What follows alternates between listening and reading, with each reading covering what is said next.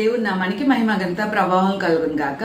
ఇది నా ధ్యానం నిమిత్తమై మొదటి సమూయేలు గ్రంథము 25వ అధ్యాయం అండి. మీరు చక్కగా శ్రద్ధ బుద్ధి భయభక్తులతో చదివినట్లయితే అక్కడ చక్కటి స్త్రీని మనకు ప్రభువాక్యం పరిచయం చేయడం జరుగుతుంది. ఆ స్త్రీ అబిగయేలు. ఆమె చాలా అందగత్తి అంట, చాలా సుబుద్ధి గల స్త్రీ అంట, అంటే చక్కటి గుణగణాలండి. మరి ఆమెకు ఒక భర్త మూర్ఖుడు, అతను మొరటోడు అనమాట.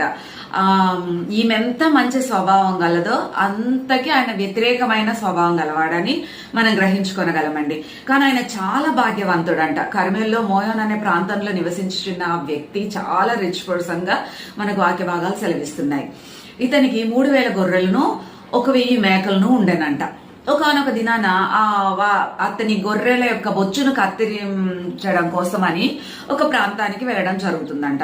గొర్రె బొచ్చు కత్తిరించే వారి వద్దకి వెళ్లి కత్తిరించుచున్నాడన్న వార్త మరి దావీదయ్య గారు కనుక్కొని దావీదయ్య గారి పని వాళ్ళని ఒక 10 మందిని పంపించి అతని దగ్గరికి ఒక మాట చెప్పమని అడుగుతారు. అదేంటంటే ఆ 10 మందిని చక్కగా క్రమశిక్షణగా పద్ధతిగా ఎలా మాట్లాడాలో ప్రిపేర్ చేసి పంపించడం జరుగుతుంది.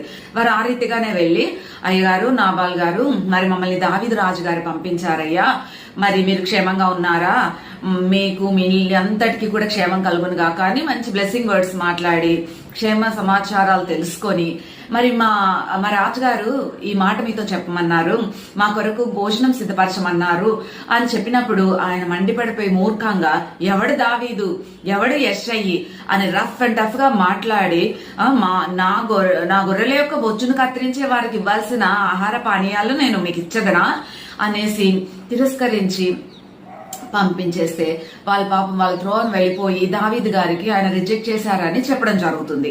రిజెక్ట్ చేశారని చెప్పిన తర్వాత దావీదు గారు ఉగ్రుడైపోయి అతను కత్తి చేత పట్టుకొని మరి 400 మందిని కత్తులు ధరించమని చెప్పి 200 మంది సామాన్లు ఏదో కాపలా ఉంటే 400 మందిను ఈ దావీదు గారు మరి వెళ్తూ ఉంటారనమాట. ఒక్క మగ సంతానాన్ని కూడా నేను ఉంచను, నేను నిర్మూలపరుస్తాను అనేసి అక్కడ మరి కీడు తలపెట్టడం కోసమని మండిపడిపోయి కోపంతో రగులుకొని వెళ్తూ ఉంటారు వీళ్ళు. ఈ మాట మరి అబిగయేలు పనివారిలో ఒకరు ఈ మాట తెలుసుకొని వెంటనే సమాచారాన్ని అబిగయేలు దగ్గరికి తీసుకొస్తారు. ఆమెతో చెప్తాడు కదా ఆమె పనివాడు, అమ్మ ఈ రకంగా మరి మన అయ్యగారు చాలా మూర్ఖంగా మాట్లాడారు, మన అయ్యగారు ఎవరితో మంచిగా మాట్లాడే వ్యక్తి కాదు, మరి ఈ రకంగా దావీదు మహారాజు వారు ఆహారం కొరకని 10 మంది పనివారిని ఈ వార్తలు చెప్పండి అని పంపించినప్పుడు వాళ్ళు ఎంతగా మంచిగా మాట్లాడినా కానీ మన అయ్యగారిదే తప్పు అన్నట్టుగా జరిగినట్టుగా ఆ పనివాడు చెప్పడం జరుగుతుంది.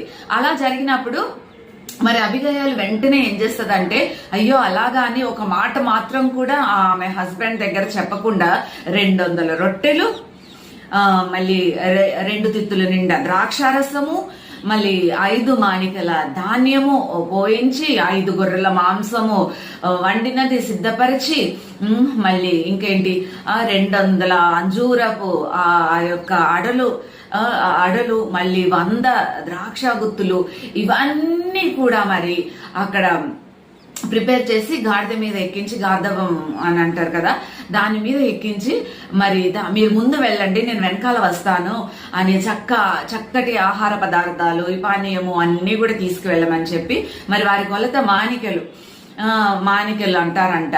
నాకైతే తెలియదండి మానికెలు అంటే ఏంటో. మీకు ఎవరికైనా తెలిసినట్లయితే మీరు నాకు కామెంట్ రూపంలో తెలియచేయండి. సో అంత చక్కగా ప్రిపేర్ చేసి ఆమె అప్పటికప్పుడు మరి పంపించి ఈమె కూడా వాళ్ళని ఎదుర్కొనడానికి వెళ్ళడం జరుగుతుంది.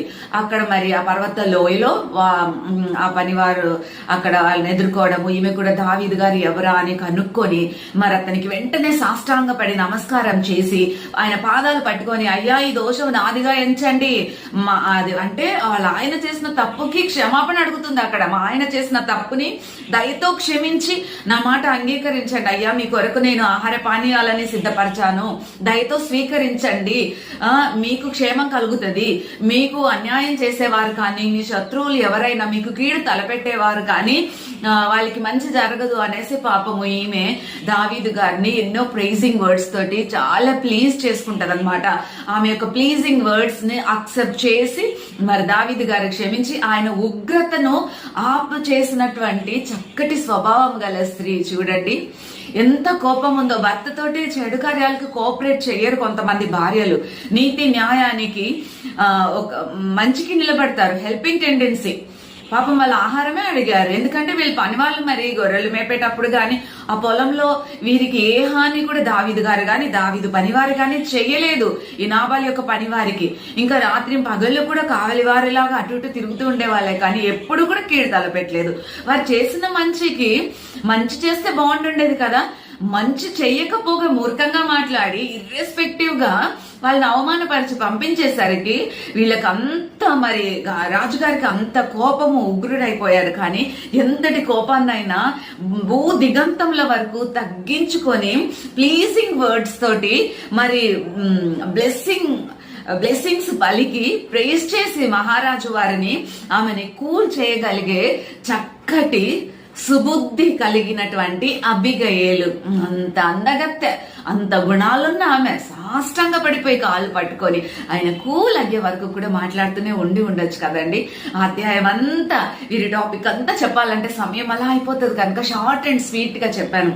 సో ఆ రకంగా వారికి పరిచర్యలు చేసి తిరిగి ఇంటికి చేరేసరికి మరి ఈ నాబాల్ అనే వ్యక్తి ఆ గొర్రెబొచ్చును కత్తిరించే వారితో కూడా ఏదో రాజుగారు రాజవిందు చేసినట్లుగా వీళ్ళకి విందు చేసేసి బాగా ద్రాక్షరసం తాగి మత్తుడై ఉంటాడు. ఇక ఆ మత్తులో ఈమె మాట్లాడ తెగింపలేదు, ఏమి ఒక చిన్న మాట కానీ పెద్ద మాట కానీ ఏం మాట్లాడలేదు. ఆ నెక్స్ట్ డే జరిగినట్టు చెప్పేసరికి ఆయన గుండె పగిలిపోయి అలా బిగుసుకుపోయాడంట. బిగుసుకుపోయిన 10 రోజులకి మరి దేవాతి దేవుడు అతన్ని మొత్తడం వల్ల అతను మరణం అవడం మనం చూస్తాము. కనుక ఎప్పుడూ కూడా మన గుణగణాలు, మన క్రియలు, మన మాట తీరును బట్టే మనల్ని జనాలు ఇష్టపడేది, ఇష్టపడకపోయేది. మన క్రియలను బట్టేనండి మరి మన మాట, మన క్రియ, ఈ రెండు కూడా చాలా ముఖ్యమైనవిగా మనం గ్రహించుకోనగలం. ఆమె మాట తీరు, క్రియ అన్నీ కూడా అబ్బా ఎంత ఓకేగా ఉన్నాయి కదండి. మొరటుగా, ఇర్రెస్పెక్టివ్ గా, చాలా ఒకరిని కించపరిచేటట్లు, ఒకరిని హర్ట్ చేసేటట్లుగా మన మాట తీరు ఉండకూడదని మరి వాక్య భాగం ద్వారా మనం తెలుసుకొని అబిగయేలు వలె చక్కగా తగ్గించుకొని మాట తీరు, క్రియ అన్ని మంచిగా ఉండేటట్లుగా మనల్ని మనం సరి చేసుకుందామా? స్తోత్రం. దేవుడి చిన్న వాక్య భాగముల ద్వారా మనల్ని దీవించి ఆశీర్వదించి చక్కటి క్యారెక్టర్ క్రీస్తులో కట్టుకొనడానికి సహాయం చేయనుగాక. ఆమేన్.